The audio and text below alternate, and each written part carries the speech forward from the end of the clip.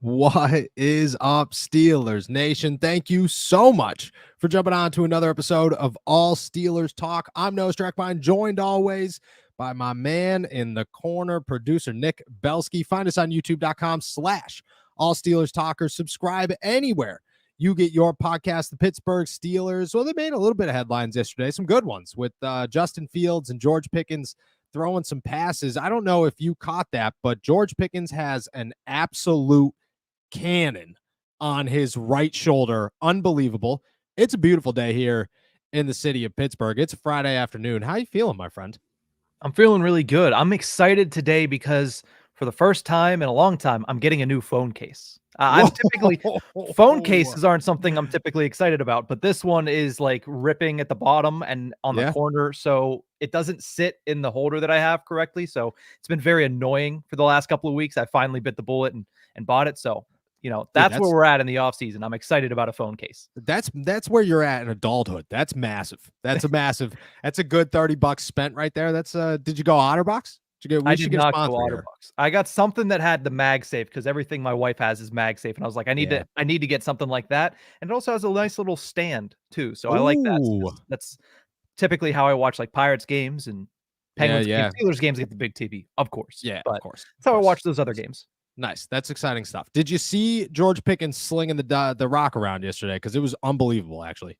I did, and I'm not surprised. The dude's an alien, so I'm not surprised that he can also add that to his repertoire of things he's just better at than everybody else on planet Earth. Dude, it was effortless. Like, there was no drop back, there was no setup. It was just 45 yards. I was like, well, that was crazy. All right, sounds good. At least the Steelers have a reliable QB4, I guess, emergency quarterbacks out there. So that's cool.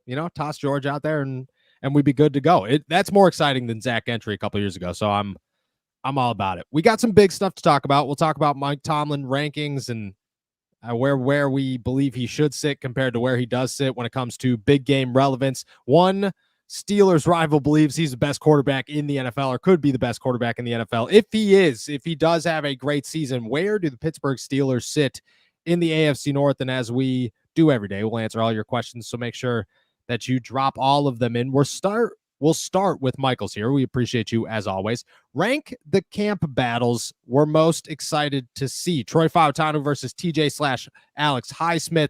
Zach Frazier versus Cam Hayward and Keanu Benton. Roman Wilson versus Joey Porter Jr. and Dante Jackson. And Peyton Hillis versus Najee Harris and Jaylen Warren. I'll let you answer first. Give me two camp battles you're very excited to see.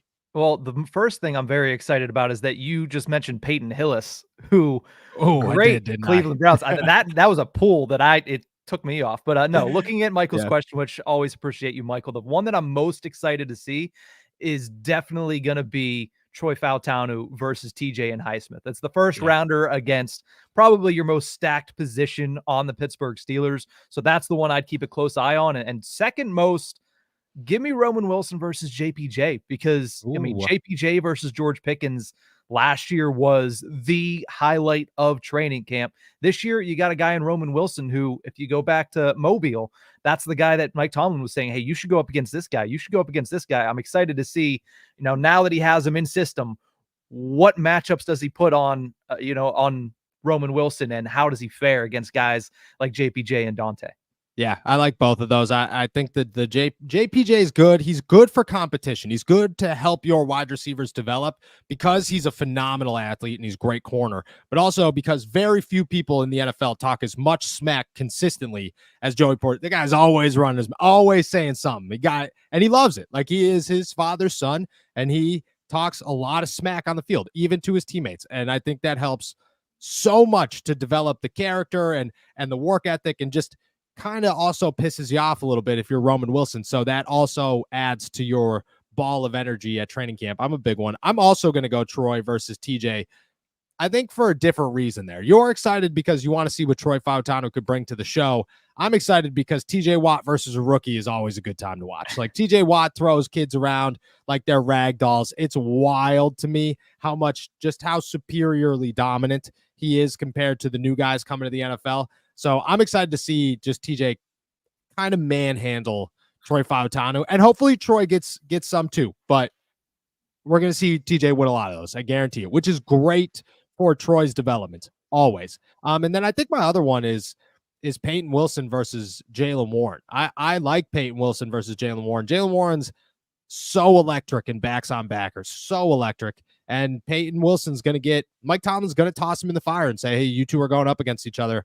I think it's going to be a good time, a good battle. And I'm excited to see if Peyton could bring some push along with his athleticism, some power along with that athleticism to kind of outwin and outweigh Jaylen Warren, which is, I mean, Jaylen Warren is not tall, but it is a tall task. It is a tall task to beat him. So appreciate that question. Appreciate you as always. Let's dive into Mike Tomlin here. CBS Sports ranked all of the 32 NFL head coaches by their big game resume. Okay. There was a bunch of inexperienced on the big stage guys. There was 18 of the 32, actually. Then you had the frequent absentees, which was Dan Quinn of the Washington Commanders. And where Pittsburgh Steelers head coach Mike Tomlin fell into place here is endangered champions. Quote, these coaches reached the mountaintop years ago and they may still guide playoff appearances with regularity, but they've recently struggled to convert postseason entries into ultimate glory. Those three include Sean Payton of the Denver Broncos, Mike McCarthy of the Dallas Cowboys, and Pittsburgh Steelers head coach Mike Tomlin. Quote, Tomlin is unique in that he's both one, already entrenched as an all-timer, and two, still widely respected as one of the game's best motivators. Even so, his Steelers have proven more scrappy than special for a long time now. Since an AFC title game bid in 2017, he's gone 0-4 in playoff games over the last 6 years. You're looking at Mike Tomlin as an endangered big game resume head coach. I don't think I disagree with that one. I think Mike Tomlin is on the verge of being less relevant if he doesn't win a playoff game. Signs an extension, so the Steelers aren't getting rid of him. But I do think if you go 0-3 these next 3 years in the playoffs, that your next contract is not as guaranteed as this one was coming up. And I believe that the Pittsburgh Steelers could be looking, let's move on a little bit and see where else a window could open if you go 0-3 over the next 3 years. I think that's a long shot that they do, but I don't think anybody expected them to go 0-4 over the last 6 years.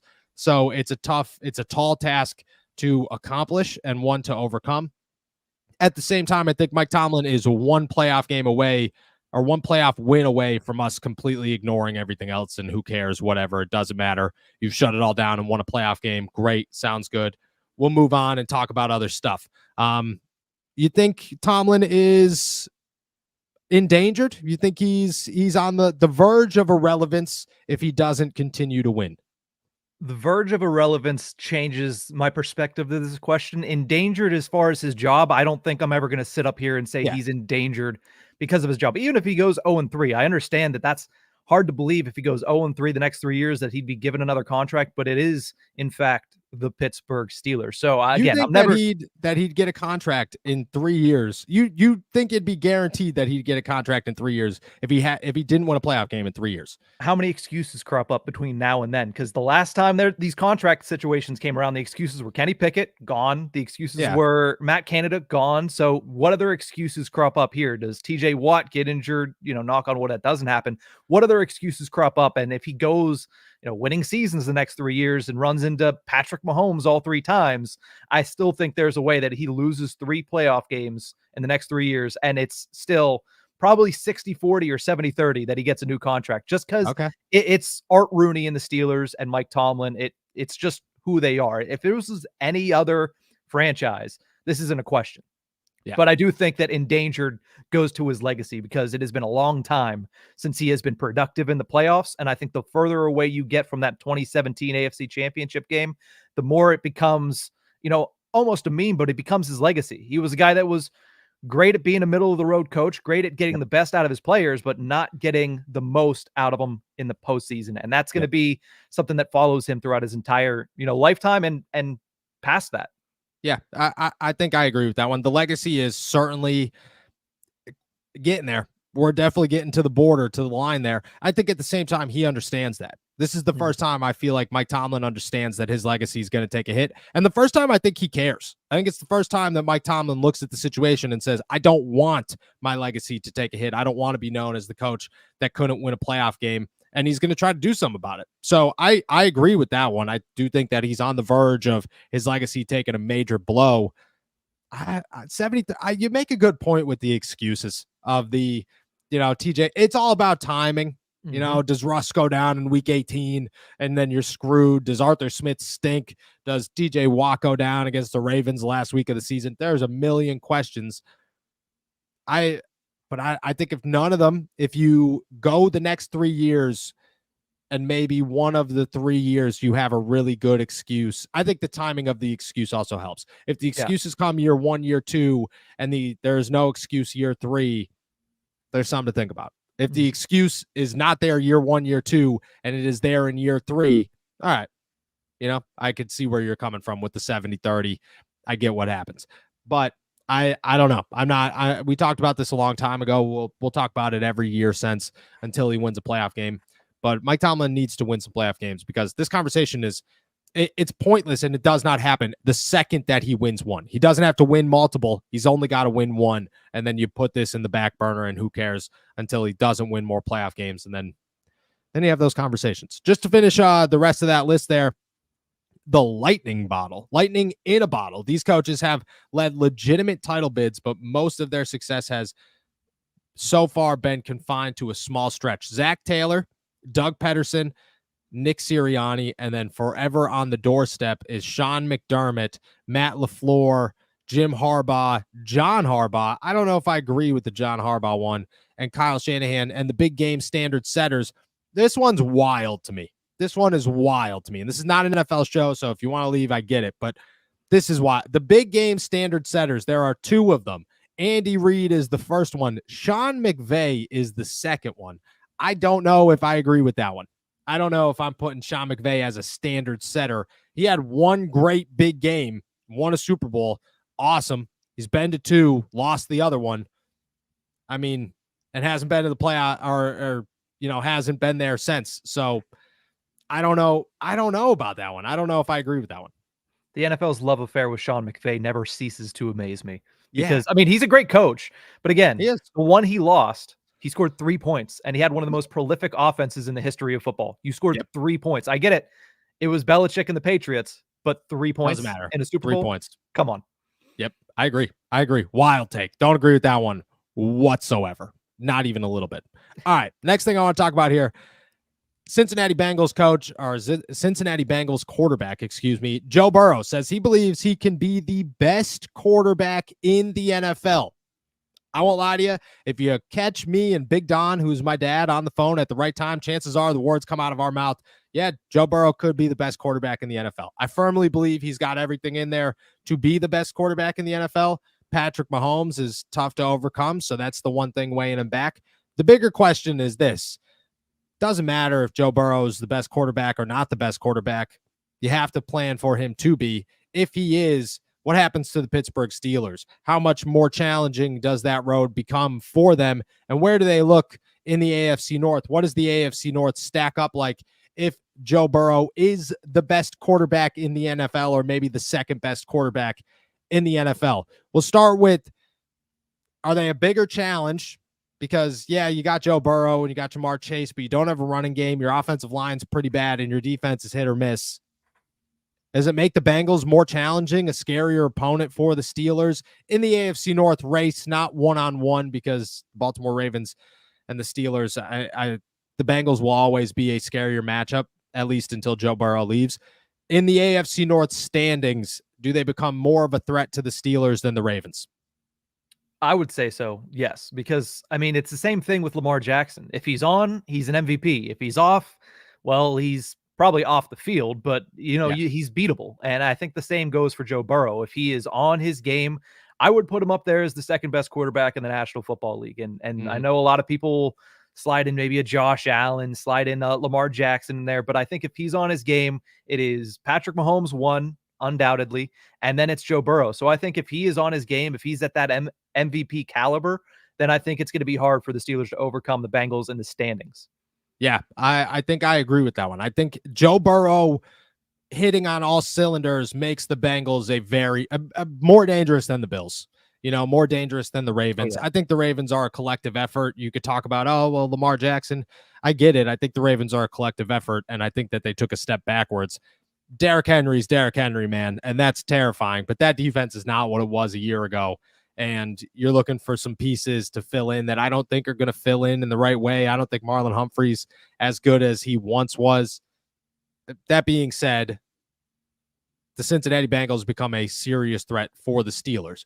Are you more worried about a dominant Cincinnati Bengals team than a dominant Baltimore Ravens team? Because, yeah, the Bengals, they make things happen, but also, the Bengals are one guy away, and that guy is Joey Burrow, from shutting them down to that team's not really that scary anymore. The Ravens, I mean, you shut Lamar down, yeah, nice, but also Tyler Huntley has brought this team very close and has beaten them once or twice. That's exactly what I was thinking. I was like, we've seen this before. It's not like we have to imagine what these teams look like without their star quarterbacks. Last year, we got it in Jake Browning for the Bengals, and was it 2 seasons ago, we got it in Snoop Huntley for the Ravens. The Ravens still made the playoffs and still were close to beating the Bengals in a playoff game on the road, and the Bengals were, albeit a dangerous team for a couple weeks, they were not a playoff team last year. So I think that tells you that the Ravens are, as a team, better suited to lose a quarterback, but I still think the level is a little bit higher when they do have their quarterback, the Cincinnati Bengals, I should say, over Lamar Jackson and the Ravens. It's hard. It's, splitting atoms, because one is a 2-time MVP and one is a, Super Bowl runner-up that has proven to be one of the few guys that can go shot for shot with Mahomes. But I do think that Burrow at his best elevates the Bengals more than Lamar at his best does for the Ravens. And again, it's not taking anything away from Lamar, but I just think Burrow is that good when he's healthy. No, I agree.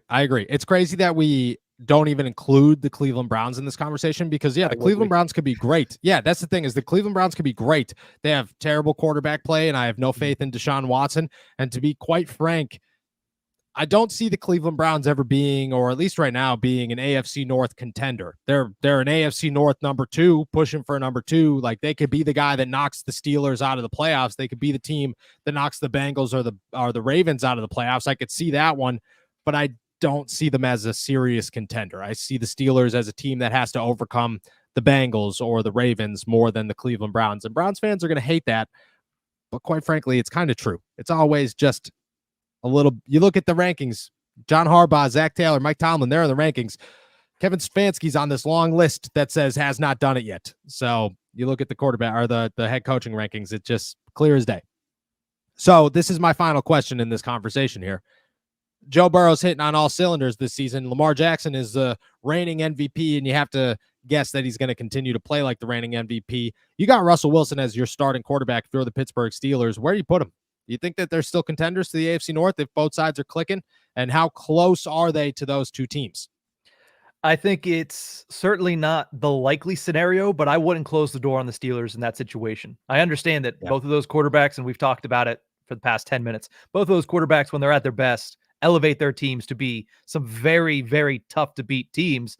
But I do think that the Steelers have the defense that is good enough. And also in AFC North football, they have proven that even when those players are at their best, they're going to contend, they're going to compete, they're going to make it close. I think if their defense can stay healthy and remain clicking on all cylinders, it keeps the Steelers in it. And I think Russell Wilson is going to be enough of an improvement over what the Steelers have had the last 2 years that they're going to be in and around that conversation come December, whenever these games really start to heat up.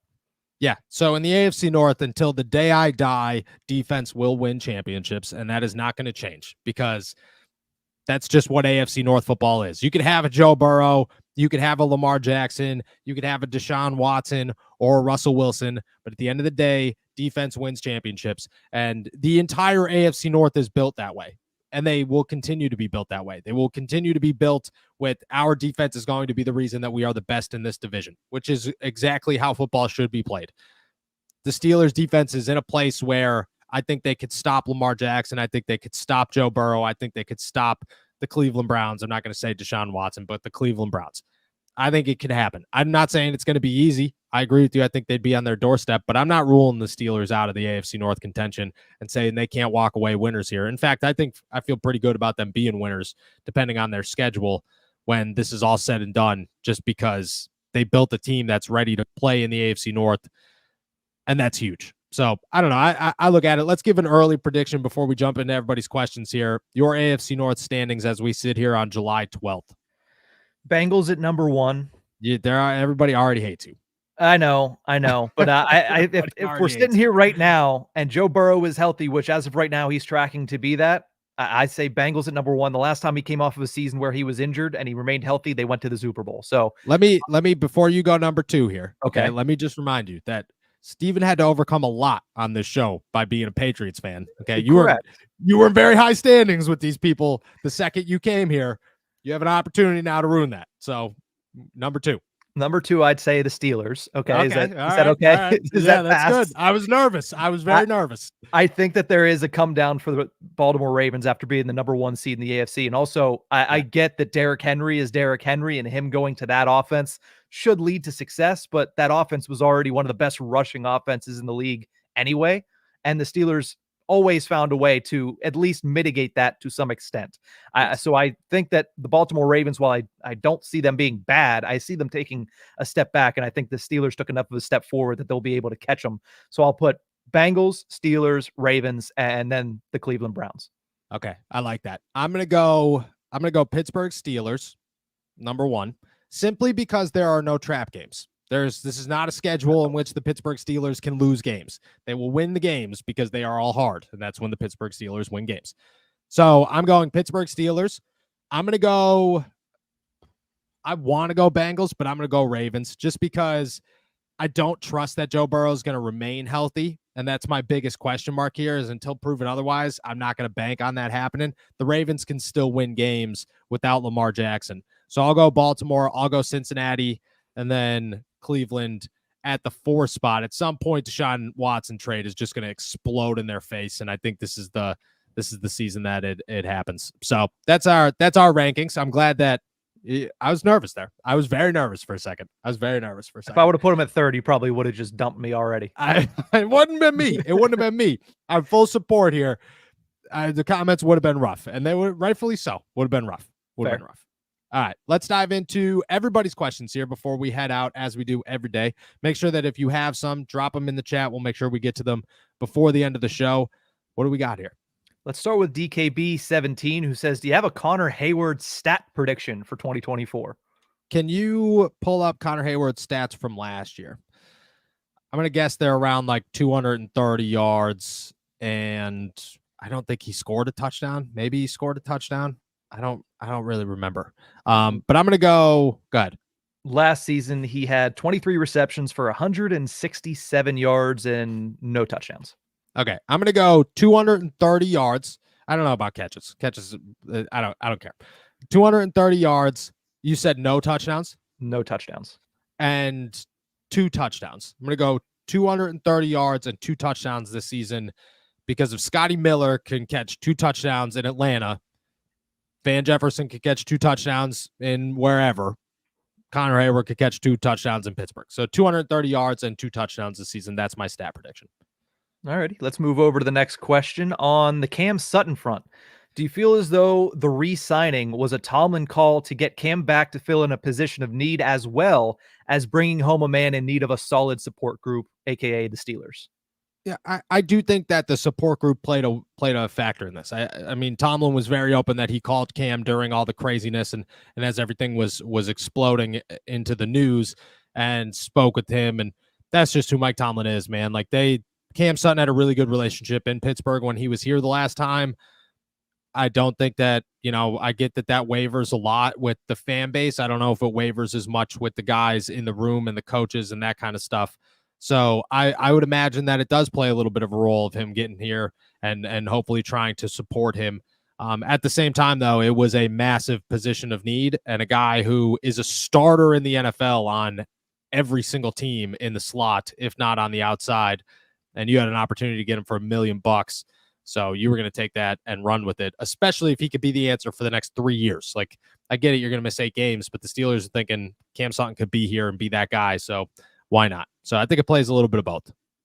Victor wants to know, if the Pittsburgh Steelers stay healthy this season, how good can they be? If they stay healthy, that includes TJ Watt, Cam Hayward, Minkah Fitzpatrick, Najee Harris, George Pickens, Russell Wilson. The list goes on and on. The entire offensive line, the entire defensive line, Joey Porter Jr., so on and so forth, the inside linebackers. If everybody stays healthy, I mean, I think the Steelers are contenders outside the contender list outside of the Kansas City Chiefs, because there are 2 lists. There are the contenders, which is one team.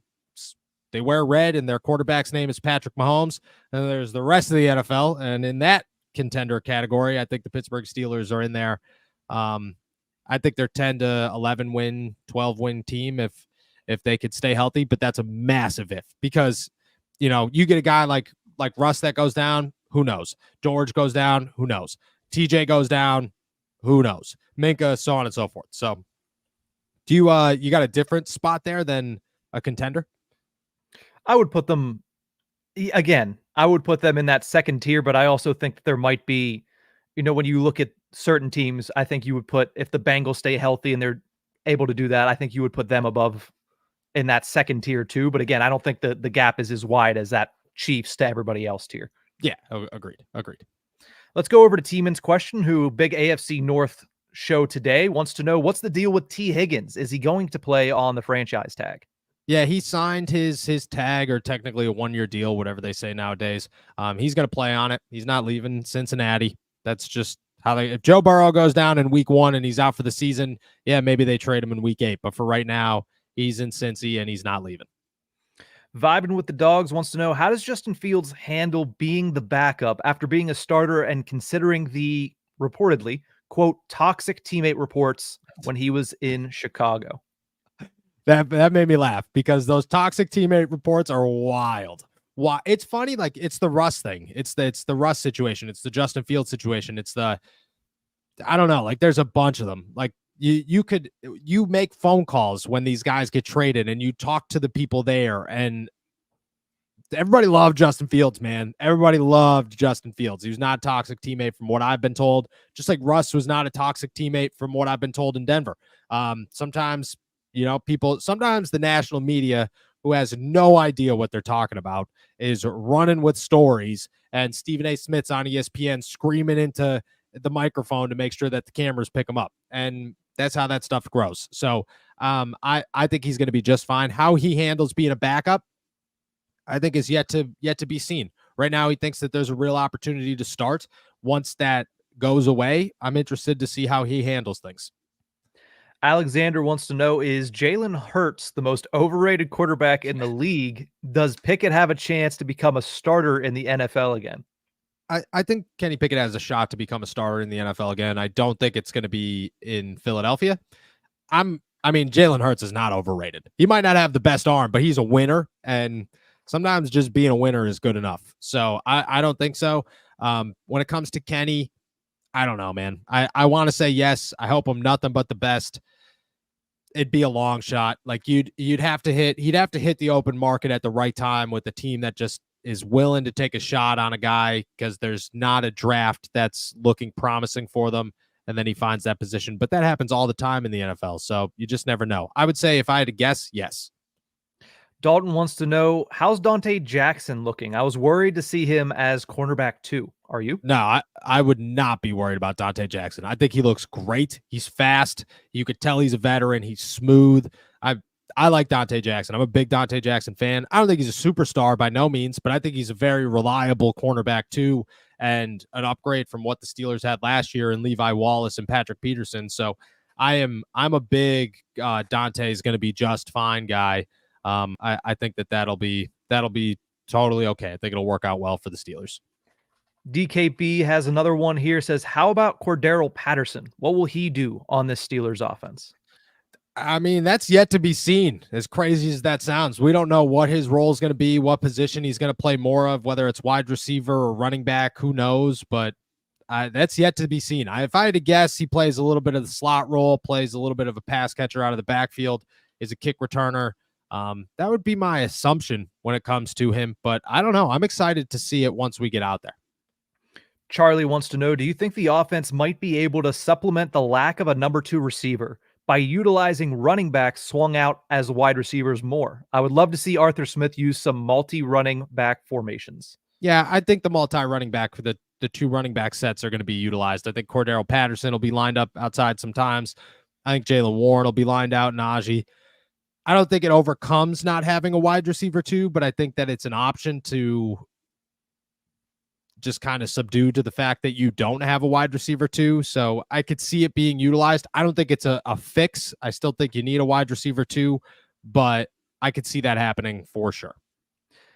Lauren wants to know, what are your bold predictions for the Steel Curtain? Ooh, what are my bold predictions for the Steel Curtain this year? All right, I'll toss man, dude, I have not thought about, I should have thought about this question. I haven't. Let's go. We'll go 2. 1 on the offense. I think we did this the other day. 1 on the offense. I'll go big one. I'll go big, giant one here. And that is my bold prediction. If we're getting bold, okay, for the Pittsburgh Steelers all around, is that the Steelers win the AFC North and make it to the AFC Championship game. I don't know if they're going to make it to the Super Bowl, but if I had to go bold prediction, Steelers are AFC Championship contenders or participants against, chances are, the Kansas City Chiefs. That is a bold prediction. I mean, going from not winning a playoff game since 2017 to getting to the AFC Championship, and I understand putting them just at the championship because of the Mahomes clause, but yeah, that is a very, very bold prediction. If we're going overall, that it's going to be hard to top that as far as boldness and excitement. But I would say, if I'm going to give a bold prediction on the overall Pittsburgh Steelers this year, it is that they finish with the best defense in football. It's not as bold as yours, but I think that if all remains healthy, bold prediction, they are the best defense in football this year. Yeah, I like that. I like that. I like that. Not as bold as mine, but I like it. It's not as bold, but it'll work. Oh, sorry. That's me. I got to go next. DKB817. I forgot the roles we were in here. DKB17 says, did you guys play football growing up? And if so, did you have a player who you wanted to model your game after? My go-to guy in high school was Evan Ingram. So I did play football growing up. I was a lax bro growing up, so that, kind of kills my vibe. I know I've chilled out. I've become much more of a hippie in my old age. But I did play football. We had this tight end pass. It was called the Strackbine Special. Broke my collarbone on it, so didn't work out very well. But I don't know if I had anybody. I was 5'7" and an inside linebacker, so I don't really have anybody. There was nobody that I could model my game off of because I was a little white dude who wasn't fast and, played linebacker at like a really crappy high school. So I would say nobody, but Evan Ingram was a good one. That's a fun one. I wanted to be Jeremy Shockey at some point in my life. It turned out to not be cool anymore, but at the time I was like, Jeremy Shockey's cool. Yeah, I was also very short, undersized, and, didn't really have realistic expectations when I played football. So I wanted to be Troy Polamalu, but 1, my hair wasn't long enough, and 2, I was not good enough to be anywhere near modeling my game after him, because nobody can really model their game after a guy like that. Yeah, I wanted to be, if we're going to toss like an athlete out there, I wanted to be Jerry McNamara, because Jerry McNamara is from Scranton. I'm from Scranton. I play basketball. I wanted to be G-Mac, man. So if I was going anywhere, I was going to Syracuse, and I was going to meet the next Carmelo Anthony. We got a couple more questions here. Let's go over to Broderick's, who says, how many home games do the Steelers win this upcoming season? Oh, all right. We're going to have to pull up the schedule for this one. I got the schedule here. I can run through the home games for you if you want. All right, go one by one. Week 3 against the Chargers. That's a win. Week 5 against the Cowboys on Sunday night. That's a win. Week 7 against the New York Jets on Sunday night. That's a loss. Okay. Week 8 at home on Monday night against the Giants. That's a win. Week 11 at home against the Baltimore Ravens. That's a win. Week 14 at home against Cleveland. That's a win. Week 17 at home against Kansas City. That's a loss. That's a loss. That's a ruin everybody's Christmas. And week 18 against the Bengals at home. That's a win as well. So 6-2. I'm going 6-2. I'm going 6. I feel good about 6-2. 6-2 feels pretty safe. There's a lot of night games or national games at home. But they do well in the night games. They do well. They play good in prime time. Why Aaron Rodgers, I think, is going to get you. Yeah. Aaron Rodgers. Yeah. I think he's going to get us. That's true. Let's move over to No Coast Golf, who wants to know, have you gents been out to the course lately? Hope you get some time to play golf this weekend. Yeah, I went to hit up Three Lakes last weekend. So I'm not a good golfer. Okay, I'm aiming for 45. We played 9, so I'm aiming for 45. That's what you're looking for. If I parred my last hole, I would have had a 44. Was pumped. Was like, there it is, dude. It's over. No chance I'm not bogey. It's straight shot, 360 yards or something. Beautiful. I shot an 8. So I finished with 47, I believe. It wasn't a good time. I was pretty upset about it. But yeah, I was out. Shout out Three Lakes Golf Course. You got to hate the snowmen on the golf cart. That's the one thing that I always try to avoid. Get away from the snowman. And usually I get 1 or 2 every round. It was my first snowman of the day, actually. So it made it that much worse. That much. And I started the day off par, and then immediately went double bogey, almost the rest of the day. I think we had this conversation earlier this week. I go the opposite. I'm always horrible in the front half of whatever I'm playing, whether it's the front 9 or the front 5, and then usually I finish strong. But interesting that you're the opposite. So we got to play together and do a scramble. That way, I was going to say, dude, we do a scramble, covered. We'll be all right. Yeah, we can be covered. Let's go over to Mike Naples, who wants to know, when do you think TJ Watt breaks the sack record, or do you think TJ Watt breaks the sack record this season? Oh, I don't know, man. I hope so. If he stays healthy, I don't see why he couldn't do it at some point in his career. Should have broke it already. Let's be honest there. Should have broke it already. But I could see it. I could see it at some point in the next year or two if he stays healthy. That's the biggest if, dude. Can he stay healthy? So let's hope. And if he does, this is the year, because you just got too many people to pay attention to. TJ can't be the only one.